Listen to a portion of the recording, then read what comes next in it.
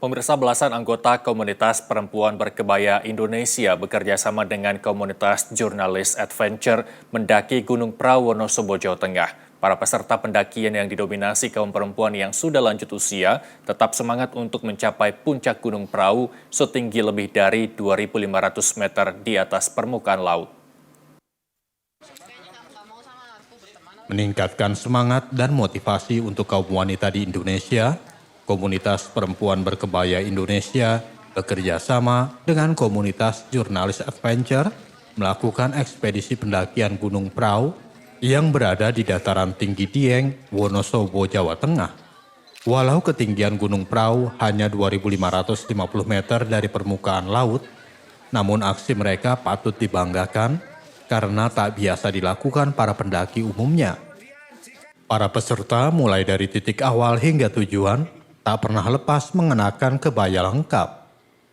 Selain itu, beban berat dengan memikul peralatan yang harus dibawa dan tanjakan terjal serta jalan licin ternyata tidak terlalu menyulitkan mereka untuk mencapai puncak gunung. Pendiri komunitas perempuan berkebaya Indonesia, Rahmi Hidayati mengatakan, kegiatan mendaki gunung dengan mengenakan kebaya ini untuk mengenalkan kepada publik bahwa kebaya bukan hanya dipakai saat acara resmi saja, tetapi juga bisa dipakai dalam kehidupan sehari-hari dan kegiatan alam bebas seperti mendaki gunung. Sesungguhnya kebaya itu adalah pakaian kita sejak zaman dahulu kala.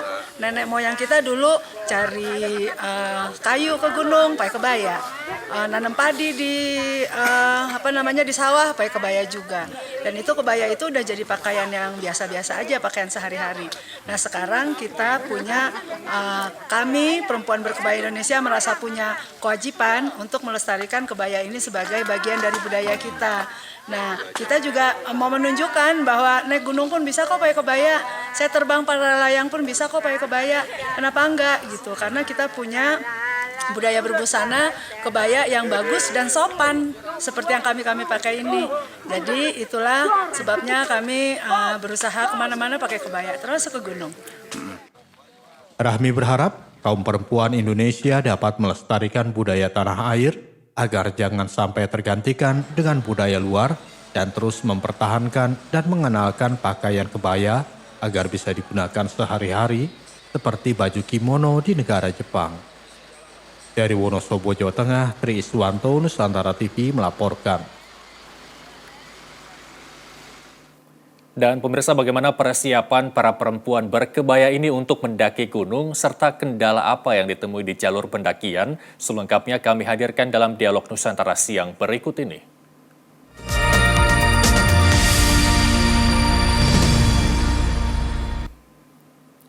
Sudah terhubung bersama kami melalui sambungan Zoom Ketua Perempuan Berkebaya Indonesia, Rahmi Hidayati. Selamat siang, Mbak Rahmi.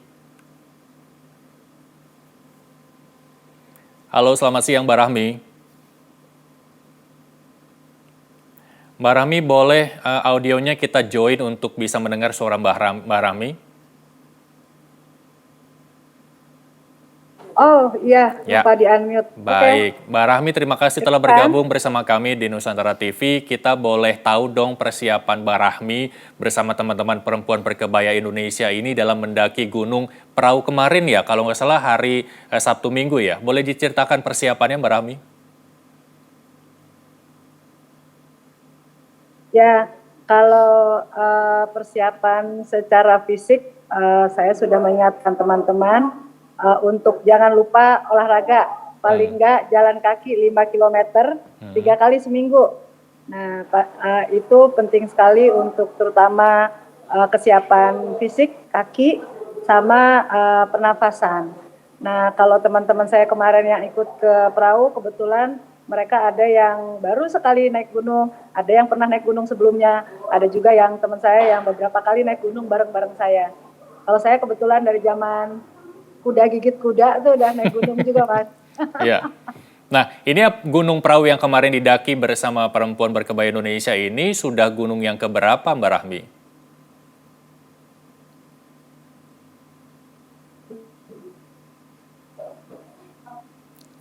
Halo, Mbak Rahmi? Ya, nampaknya kita terkendala gangguan sinyal. Mbak Rahmi, boleh kembali mendengar suara saya jelaskah atau seperti apa?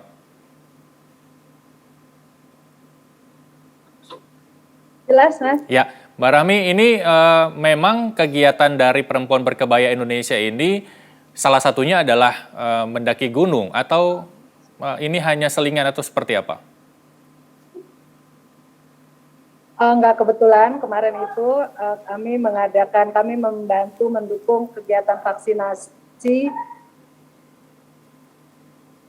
diadakan oleh Mandala Wangi Bergerak. Kebetulan di Mandala Wangi Bergerak itu komunitasnya para pecinta alam untuk melakukan vaksinasi di berbagai lokasi kaki gunung dan lain-lain. Nah, kemarin itu kebetulan saya juga ketua panitia di Mandala Wangi Bergerak itu. Maka saya rangkulah teman-teman di Perempuan Berkebaya Indonesia untuk ikutan juga kita mensupport kegiatan tersebut. Nah, kebetulan memang saya dan teman-teman wartawan yang tergabung di Jurnalis Adventure sebelumnya sudah berencana untuk naik ke Gunung Prau. Akhirnya ya teman-teman saya yang ibu-ibu berkebaya ini ikutan juga naik gunung. Kami ramai-ramai lah mendaki. Baik. Nah, usia kita memang ada yang udah di atas 60 tahun, ada yang di atas 50, tapi ada juga yang ABG yang umurnya 20-an tahun juga ada ikut kemarin. Baik. Mbak Rami, ini kalau saya lihat dari tayangan di televisi ya, ada memang anggota komunitas yang diperlengkapi dengan peralatan yang memang standar naik gunung, tapi ada beberapa yang saya lihat memang kurang. Bagaimana kendala yang ditemui di pendakian ketika ada beberapa anggota komunitas yang memang tidak dilengkapi alat yang standar untuk naik gunung? Apa kendalanya, Mbak Rahmi? Maksudnya yang standar naik gunung itu yang seperti apa? Ada sepatunya, terus kemudian mungkin peralatan lainnya, begitu. Kalau kemarin kebetulan kita disupport sama teman-teman porter yang ada di perahu. Oke. Yang biasanya mereka memang mensupport para pendaki di Gunung Prau. Jadi untuk membawa tenda dan lain-lain, termasuk untuk makanan mereka udah bantu. Jadi teman-teman ini bawa ransel pun lebih ke perlengkapan untuk yang diperlukan selama perjalanan. Baik. Misalnya air putih, air minum, mereka bawa snack, atau mereka bawa jas hujan. Itu standar untuk naik gunungnya. Kalau soal sepatu, saya sendiri kalau naik gunung, saya lebih nyaman kalau saya pakai yang modelnya sepatu sendal, bukan sepatu gunung. Iya. Karena saya udah mendaki puluhan gunung kebetulan. Luar biasa. Dan itu seringkali itu berdampak ke kuku saya. Jadi sering tuh kuku kaki saya pada copot gitu. Baik, intinya sesuai kenyamanan dan keamanan masing-masing begitu, Mbak Rahmi ya? Ya. Baik, Mbak Rahmi, ini memang sesuai namanya komunitas perempuan berkebaya, memang bagaimana menjaga untuk tetap menggunakan kebaya ini dalam kegiatan komunitas ini. Konsistensinya seperti apa? Selama ini kami kebetulan memang punya kesadaran yang tinggi soal pelestarian budaya kita, budaya berbusana Indonesia ini. Kami menyadari sepenuhnya bahwa memang kebaya ini sejarahnya panjang di Indonesia. Nenek moyang kita dulu ya cari kayu ke hutan, mau ke sawah, mau masak di dapur, mereka berkebaya dan mereka bisa. Nah, sekarang bagaimana caranya kita melestarikan itu? Yang saya pelajari misalnya, kalau naik gunung itu kan pakai kain, kata orang ribet, keserimpet, apa. Iya. Kalau lagi ya, dan teman-teman kemarin naik berkebaya baik aja sepanjang itu. Jadi ya gampang menjadi. Baik, Mbak Rahmi, selanjutnya mungkin pakai kain yang cocok ketika saya terbang para layang. Ya. Baik. Ya. Ya, jadi itulah yang harus dipelajari gitu. Baik, selanjutnya nih kegiatan apa saja yang mungkin masih banyak yang belum mengetahui dari program Perempuan Berkebaya Indonesia ini. Siapa saja yang bisa tergabung dan bagaimana caranya? Tapi jangan dijawab dulu Mbak Rahmi karena kita harus break sejenak. Nusantara Siang masih akan kembali usai jeda pemirsa.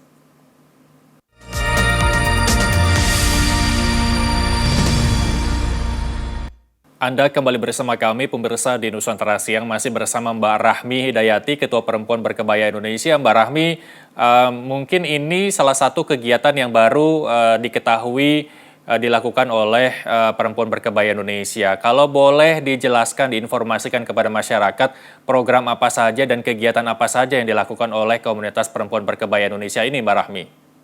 Ya, jadi Perempuan Berkebaya Indonesia itu sudah ada sejak tahun 2014. Saya sendiri setiap hari berkebaya itu sejak tahun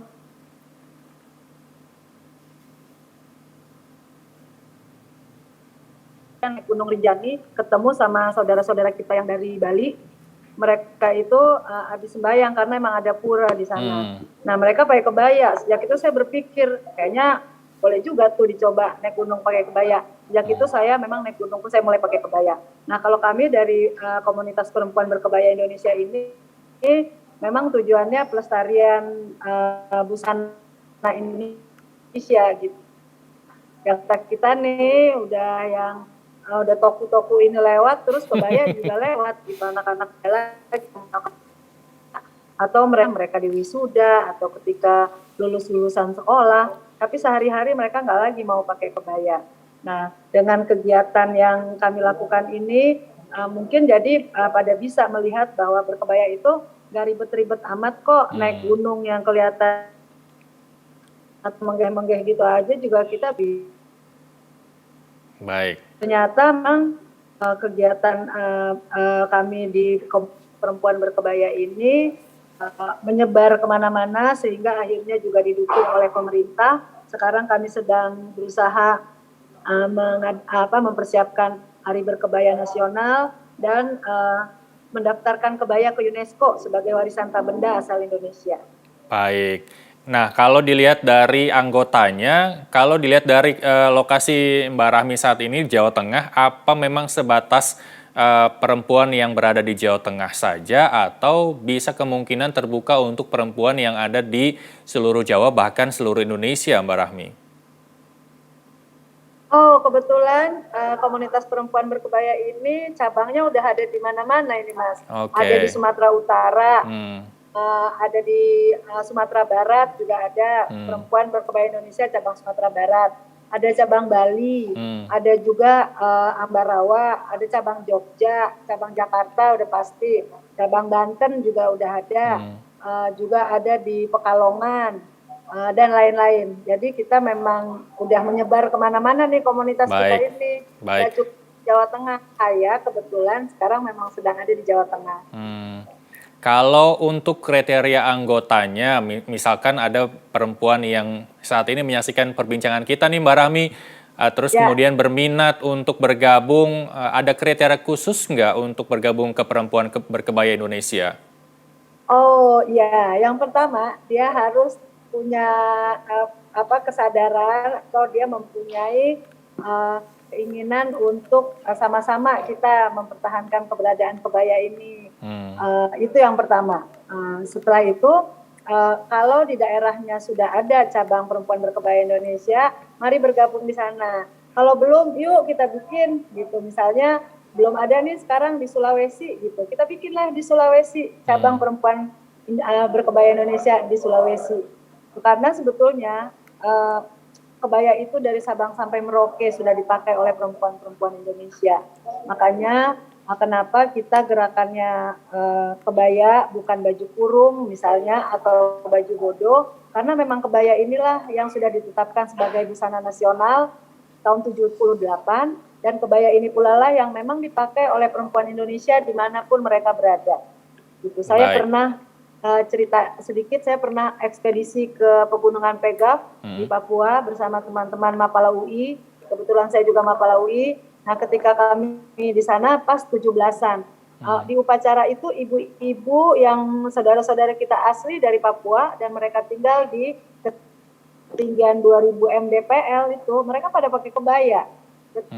Ketika tanya, mereka bilang gitu, ini kan hanya perempuan Indonesia gitu. Makanya kami pakai kebaya di acara 17-an. Nah, itu artinya memang kebaya itu diterima di mana-mana. Sekarang bagaimana caranya kita membuat kebaya ini juga diterima oleh anak muda. Baik, Mbak Rahmi, harapan masyarakat ketika suatu komunitas terbentuk adalah hasilnya begitu. Nah, kita boleh tahu nggak ketika selama ini perempuan berkebaya Indonesia menjalankan aktivitas, terus kemudian ada sejumlah program dan lain sebagainya, bagaimana upaya komunitas untuk membentuk ataupun menggugah kesadaran perempuan Indonesia untuk melestarikan budaya, menurut Anda seperti apa? Hasilnya dan bagaimana?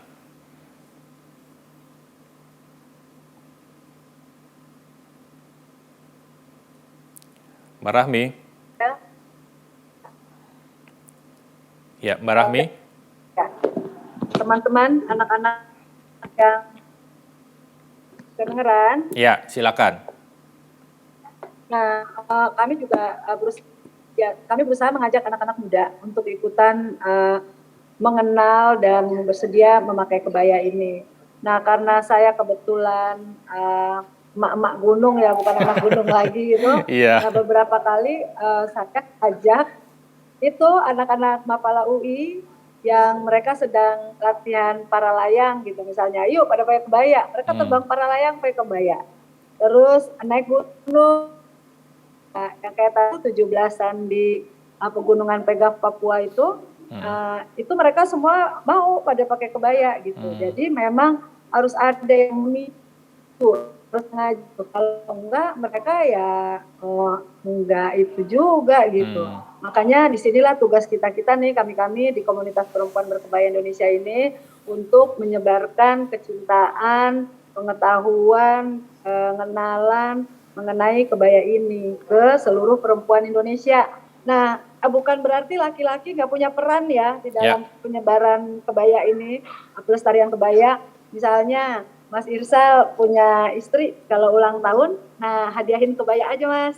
Atau punya adik gitu perempuan, pas ulang tahun dikasih hadiah kebaya. Teman-teman juga kalau ulang tahun kasih kebaya.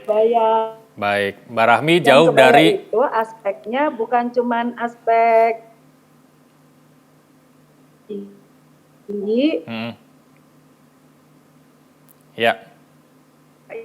sejarahnya juga. Baik, Mbak Rahmi, ini bukan hanya kita harapkan bukan hanya sekedar keren-kerenan saja begitu ya, tapi jauh dari itu membentuk kesadaran perempuan-perempuan lain di luar komunitas perempuan berkebaya Indonesia untuk terus memperjuangkan budaya Indonesia, terutama kebaya, pakaian khas wanita Indonesia begitu Mbak Rahmi ya. Mbak Rahmi, terima kasih, sayang sekali waktu kita terbatas, nanti kita akan ketemu di lain kesempatan untuk membahas lebih panjang terkait program perempuan berkebaya Indonesia, tentunya untuk membangun kesadaran masyarakat berbudaya Indonesia. Terima kasih Mbak Rahmi Hidayati, Ketua Perempuan Berkebaya Indonesia telah bergabung bersama kami di Nusantara TV. Sampai jumpa, salam sehat.